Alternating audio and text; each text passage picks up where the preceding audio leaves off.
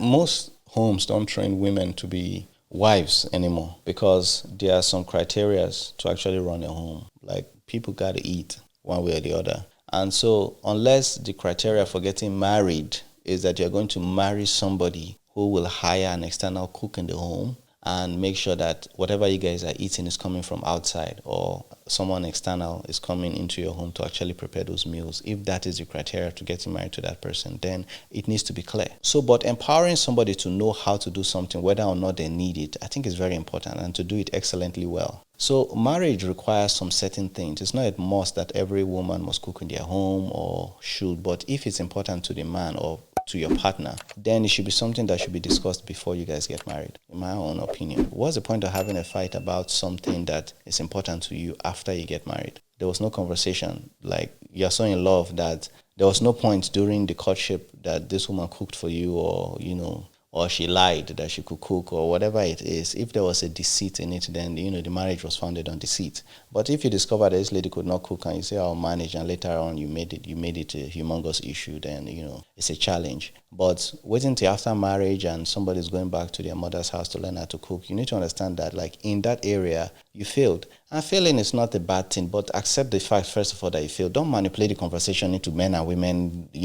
People say a lot of things about men, women, etc., etc. Meanwhile, you have a personal problem. As a human being, you fail at something, or you were failed because you were not trained in that thing. You were raised in a certain way that you were unable to learn that particular thing, which is the mental illness I think a lot of people have. We have flaws. Be open with your flaws, and then as a human being, start to work on self-development. Improving yourself is the only thing that we owe ourselves. You can't just say I'm bad at something and you just sit down and that's just it. That anybody hating on you that you're bad at this thing is the problem. You are the problem. You are unable to provide this particular service one way or the other, and you are there complaining that people will not accept the bad service in which you are providing. Whether it's your husband, whether it's your kids, nobody's going to wake up and say you're an incredible cook if you are not an incredible cook, or you're an incredible husband if you're not an incredible husband that's incredible at providing for your family. As a man, you were not taught how to provide, and you did not pick up the lessons as you were growing up from friends or from society. Like, okay, I need to be a man and learn how to provide.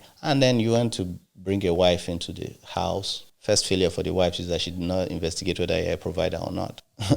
And then now we have a problem that you are not a provider as a man. You failed. You need to understand that, like, you fucked up. So they want to, the man. So now if you don't want to send the man back to his father's house to go and learn how to be a provider, he already failed. So now is that you have, as a man, what you owe yourself is self-development. But the problem is that lack of acceptance, lack of responsibility. The woman, you failed, you are not a homemaker. So but lack of acceptance or lack of responsibility, you are choosing not to wake up and be like, okay, I need to start developing myself in becoming a homemaker. If that's the position you are in. But it's not for everybody. There are people, other types of relationship, they are financially buoyant that you don't need to be a homemaker. Other people will come and structure your home for you, and finance will take care of it. Do you understand? But if you are living a different type of lifestyle where you have to be a homemaker, or the other men too, they don't need to be providers. They are in a financial situation where finance is constantly being provided for them.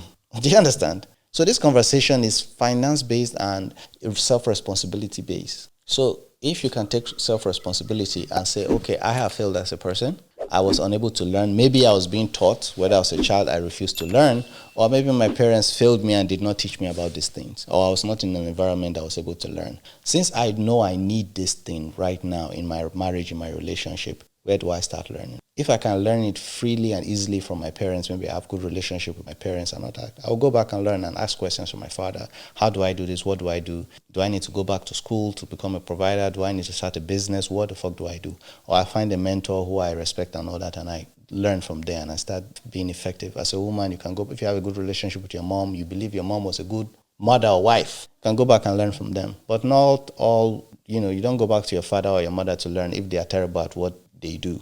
If you are a result of them and you are failed, then I don't even think that they are the ones that you should go and contact for any type of advice, because they will ruin you the more. You need to find other people you respect, reach out to people, learn, invest in yourself, take your hard-earned money, invest in yourself, pay other people to learn from, and then come home, make sacrifice 1-2 months, and the problem in your home will just pick his bag up and just leave. Ladies and gentlemen, it's Sadiq, billionaire. We got him. So without further ado, welcome to the Sadiq Show.